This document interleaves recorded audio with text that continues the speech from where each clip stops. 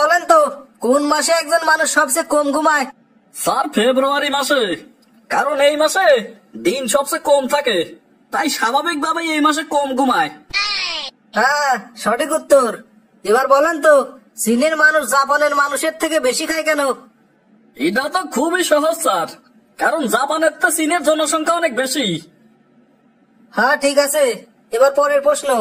আচ্ছা ধরেন পাশাপাশি তিনটি ঘর আছে, তার ভিতর তোমার একটি ঘরে ঢুকতেই হবি। প্রথম ঘরের ভিতর দাও দাও করে আগুন জ্বলতেছে, আর দ্বিতীয় ঘরে বন্দুক হাতে অপেক্ষা করতেছে একদল হিংস্র ডাকাত, আর তৃতীয় ঘরে আছে 5টা সিংহ যারা 3 বছর ধরে কিছুই খায়নি। তাহলে এবার বলো কোন ঘরটা তোমার জন্য নিরাপদ হবে? এটা তো খুবই সোজা স্যার, আমার জন্য তৃতীয় ঘরটাই নিরাপদ, কারণ 3 বছর না খাওয়া সিংহগুলো নিশ্চয়ই আর বাইসে নাই। বাহ, অসাধারণ উত্তর। আচ্ছা এবার বলেন তো এভারেস্ট আবিষ্কার হওয়ার আগে পৃথিবীর উচ্চ শৃঙ্গ কি ছিল? স্যার এভারেস্টই হবি, কারণ তখন তো এভারেস্ট আবিষ্কারই হয় নাই, মানুষ তো আর জানতো না এভারেস্ট বলে কিছু আছে। গুড। এবার বলেন এমন কি জিনিস যা আমরা খাওয়ার জন্যই কিনি কিন্তু খাওয়া হয় না?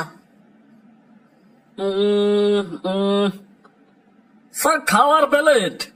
আমরা তো খাওয়ার প্লেট খাওয়ার জন্যই কিনি, কিন্তু প্লেট তো আর কোনোদিন খাইনি। বাহ, দারুন দারুন। এই লোকটারই তো দেখতে চাকরি পাওয়ার সম্ভাবনা বেশি। দেহি আর কয়টা প্রশ্ন করিয়ে দেহি, যদি ঠিকঠাক উত্তর দিতে পারে তাহলে এই লোকটারই চাকরি দেব।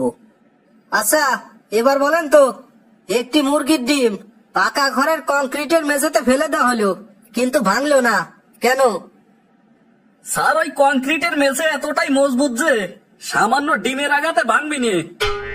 Good good.